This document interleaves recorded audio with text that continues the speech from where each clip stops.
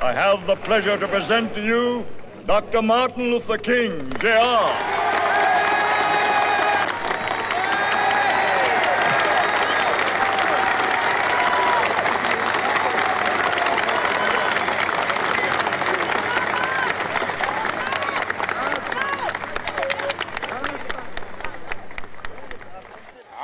Happy to join with you today in what will go down in history as the greatest demonstration for freedom in the history of our nation.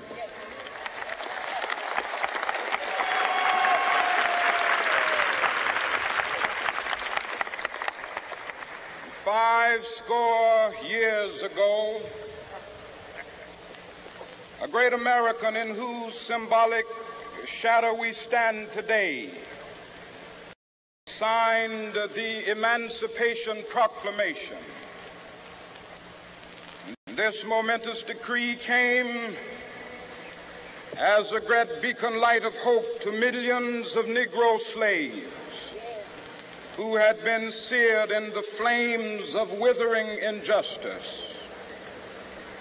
It came as a joyous daybreak to end the long night of their captivity.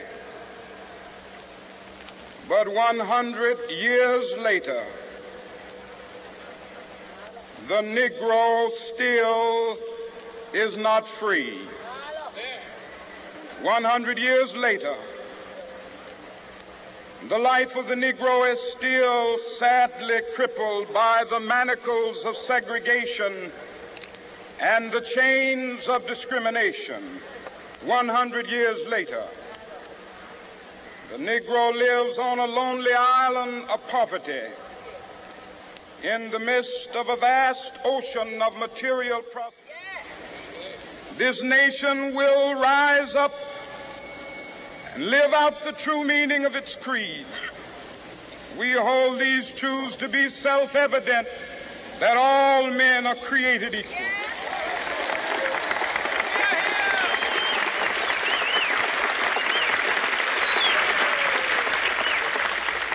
I have a dream that one day on the red hills of Georgia, the sons of former slaves and the sons of former slave owners will be able to sit down together at the table of brotherhood. I have a dream that one day, even the state of Mississippi, a state sweltering with the heat of injustice, sweltering with the heat of oppression, will be transformed into an oasis of freedom and justice. I have a dream that my 4 little children will one day live in a nation where they will not be judged by the color of their skin, but by the content of their character. I have a dream today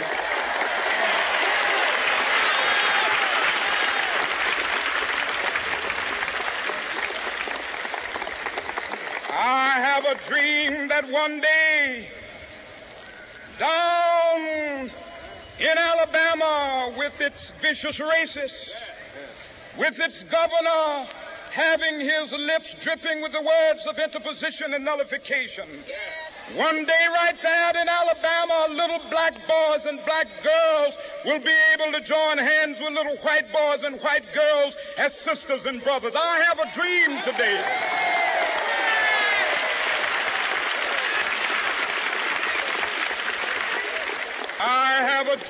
that one day every valley shall be exalted, and every hill and mountain shall be made low. The rough places will be made plain, and the crooked places will be made straight.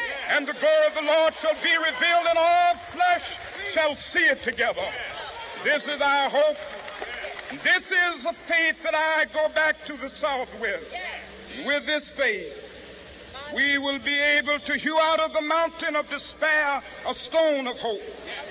With this faith, we will be able to transform the jangling discords of our nation into a beautiful symphony of brotherhood.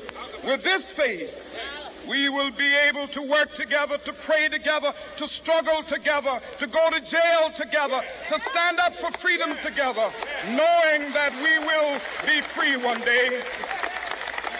This will be the day. This will be the day when all of God's children will be able to sing with new meaning, "My country, tears of thee. Sweet land of liberty, of thee I sing. Land where my fathers died, land of the pilgrim's pride. From every mountainside, let freedom ring. And if America is to be a great nation, this must become true. And so let freedom ring. From the prodigious hilltops of New Hampshire, let freedom ring.